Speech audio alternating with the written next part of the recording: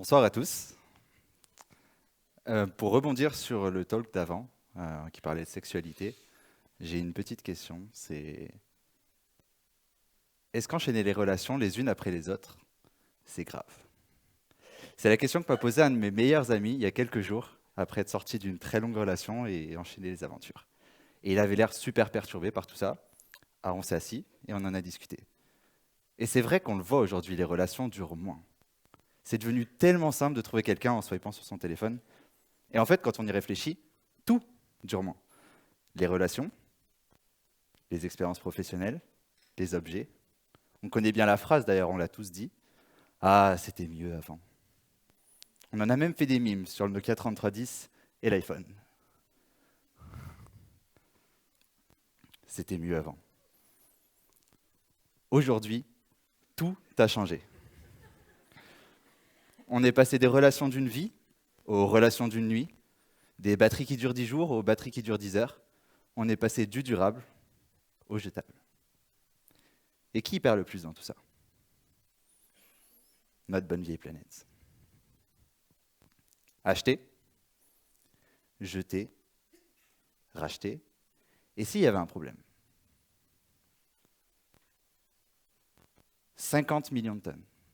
Chaque année, 50 millions de tonnes de déchets électroniques viennent s'accumuler dans un coin du monde où la main-d'œuvre est pas chère et les législations peu regardantes. 50 millions de tonnes, c'est énorme. C'est tellement gros qu'on ne voit pas ce que c'est en fait. 50 millions de tonnes, c'est l'équivalent du poids de 7000 tours Eiffel ou de tous les avions de ligne qui ont jamais été construits par l'homme. En termes de taille, c'est l'équivalent de la taille de 90 pyramides de Khéops. Regardez la taille de la pyramide, regardez la taille de la ville derrière. Mettez-en 90, tous les ans. 50 millions de tonnes, c'est comme si chaque minute, un auditorium comme celui-ci était rempli de déchets électroniques. Chaque minute. Et sur ces 50 millions de tonnes, seulement une infime partie sera recyclée pour se retrouver dans le dernier appareil que vous allez acheter au rabais, utilisé 3 fois avant de le jeter, et qui finira par venir s'accumuler sur une 91e pyramide de déchets. Acheter, jeter, racheter. Comment est-ce qu'on en est arrivé à un tel non-sens au final? Laissez-moi vous raconter une histoire. 1929. Le monde entre dans la Grande Dépression, la plus grande crise économique du XXe siècle. Le chômage explose, l'économie mondiale ralentit. Ça contribuera même à la montée du nazisme et par extension à la Seconde Guerre mondiale. Et pendant ce temps-là, un groupe d'industriels discute. Imaginez la scène, ils sont dans un bureau, il fait sombre, les cigares fument, on est en 1929, les voix montent, c'est le Phoebus Cartel, un groupement d'industriels. Philips, General Electric et plein d'autres. En temps normal, ils se détestent, mais aujourd'hui, ils se réunissent pour faire face à un ennemi commun.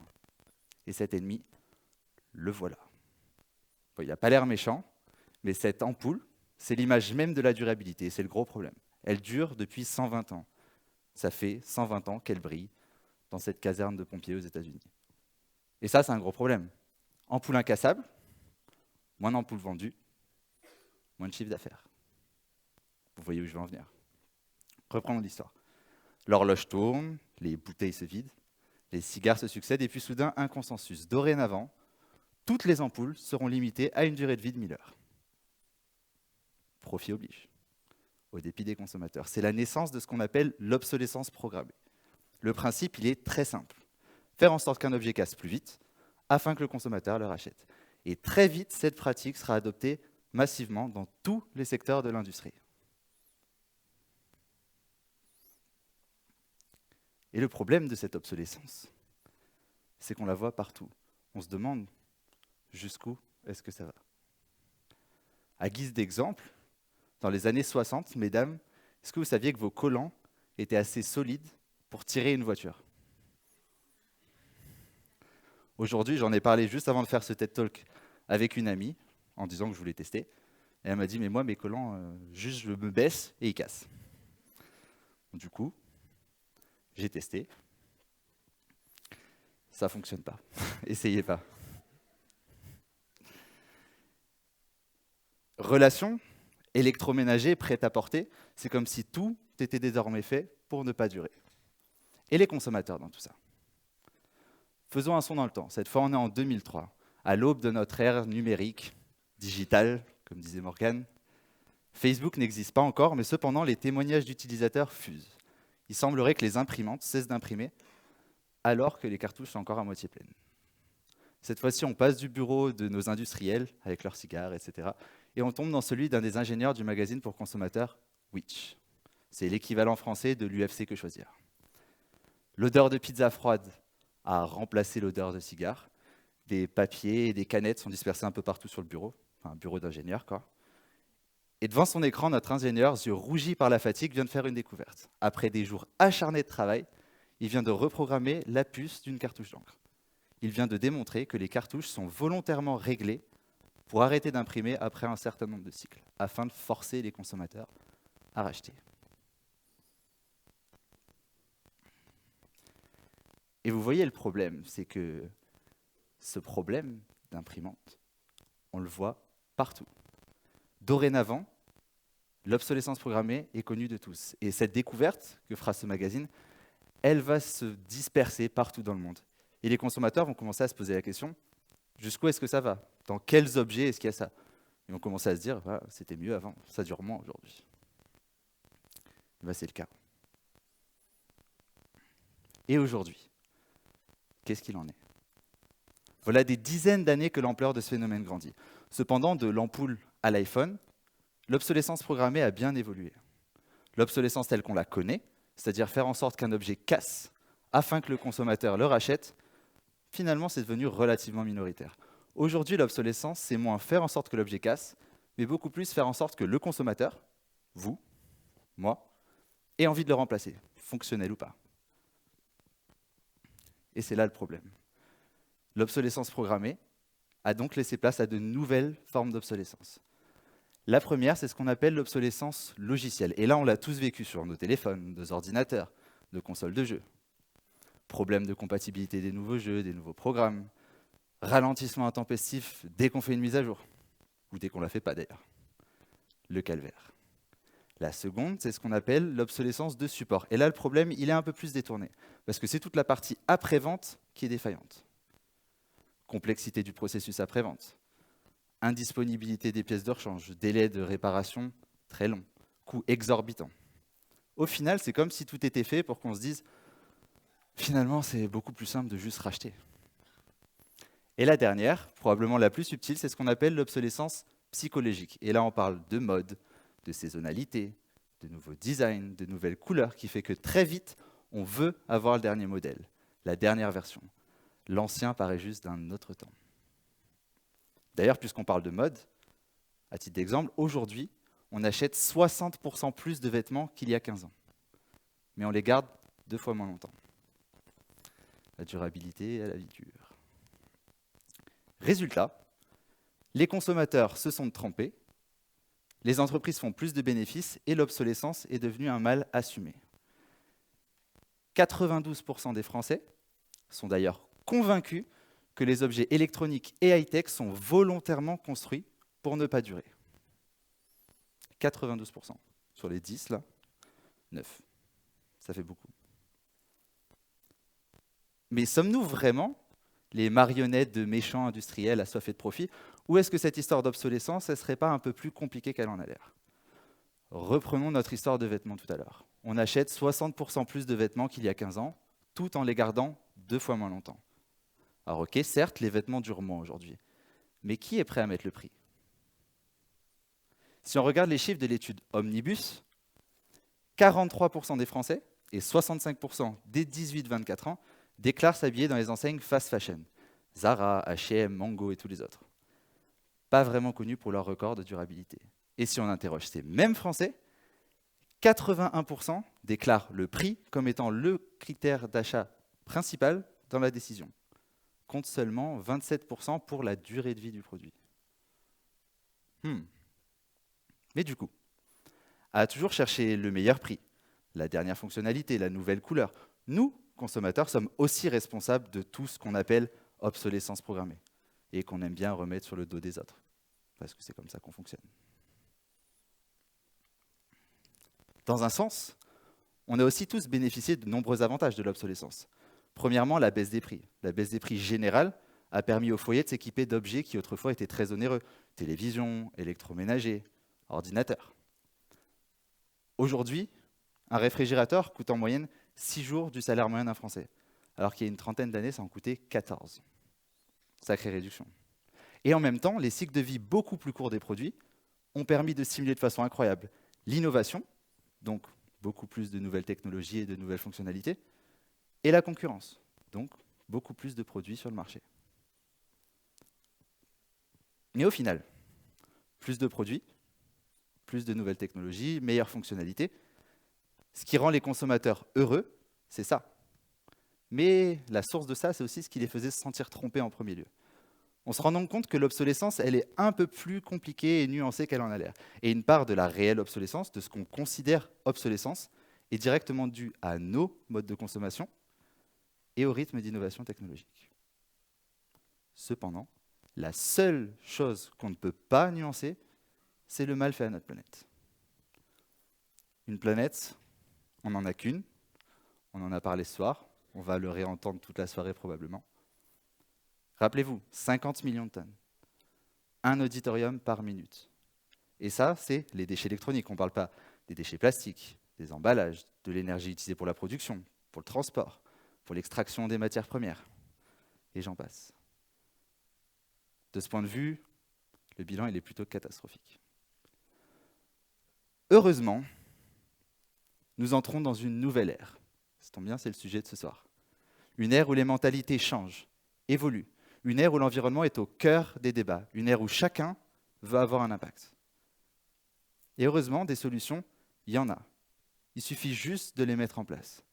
Ce n'est pas les solutions les plus innovantes, les plus sexy, mais elles existent. Plutôt, on parlait de durabilité, de réparabilité. Et les initiatives dans ce sens grandissent chaque jour. Partout dans le monde, on voit fleurir des nouveaux lieux atypiques, par exemple, où vous pouvez apprendre à réparer vous-même vos objets du quotidien. Vélo, électroménager, vêtements, tout y passe.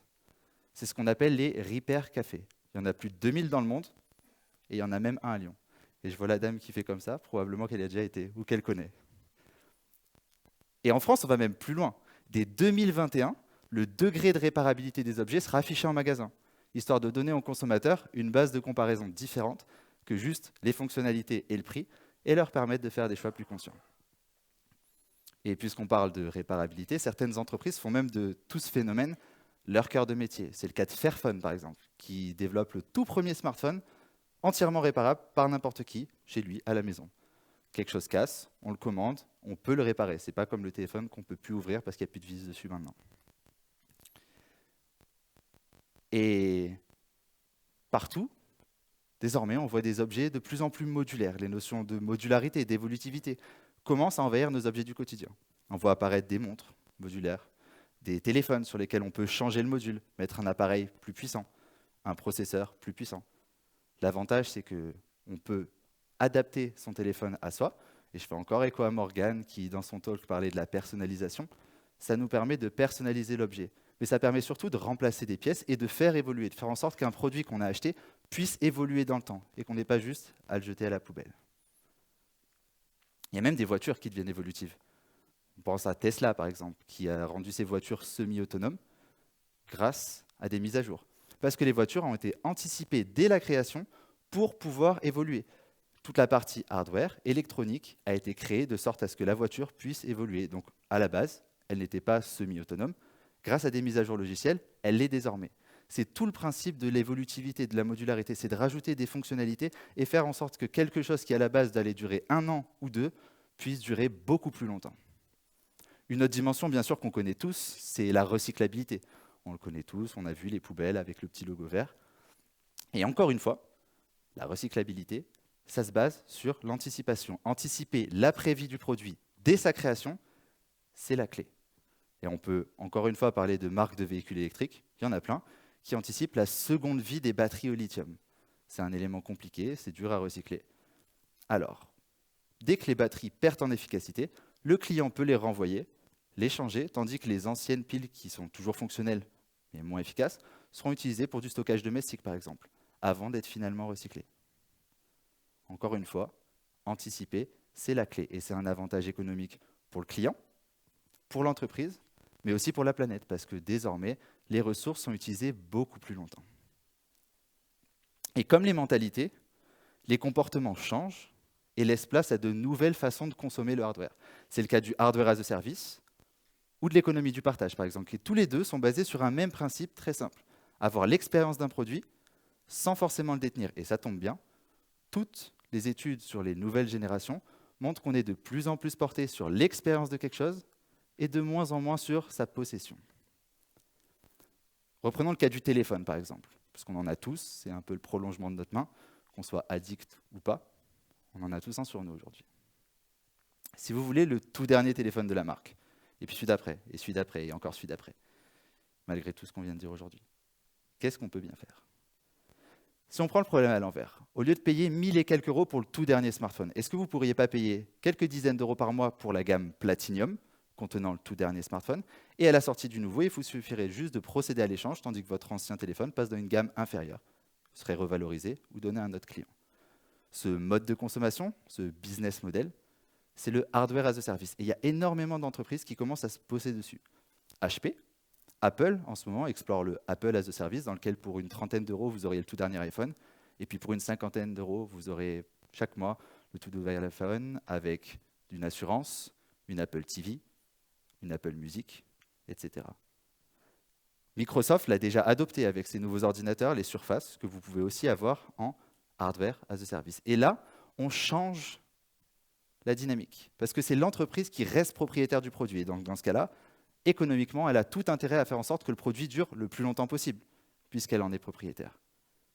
Et le consommateur peut faire des choix de changement beaucoup plus durables. Une solution pour l'entreprise et pour la planète, mais aussi pour le consommateur. Et pour les produits qu'on utilise beaucoup moins, pourquoi ne pas réfléchir au partage? Pourquoi acheter une perceuse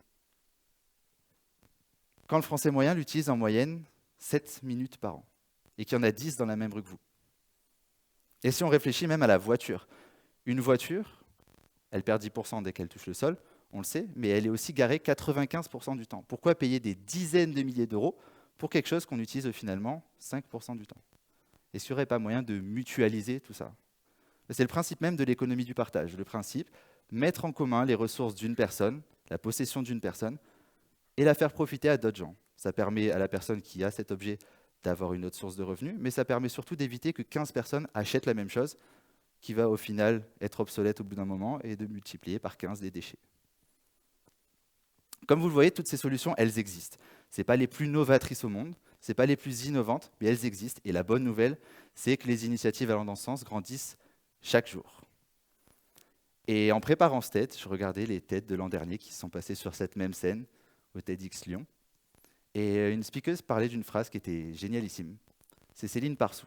Elle disait « Pour que les solutions durent, il va falloir que chacun d'entre nous déconstruise ce qu'il croit être vrai. » Et dans un sens, j'espère que c'est ce qu'on a fait ensemble aujourd'hui. J'espère que vous avez compris qu'on est tous responsables dans cette nouvelle économie du prêt à jeter, mais qu'ensemble, entreprises comme consommateurs, on peut rendre l'obsolescente obsolète. Donc si demain, vous allez à la FNAC ou je ne sais pas où acheter des objets, j'espère qu'il y aura quelques mots de ce que je vous ai dit aujourd'hui qui résonneront et que vous réfléchirez à la durabilité, à comment consommer différemment et que vous ferez des choix plus conscients vous aussi. Merci beaucoup à tous. Bonne soirée.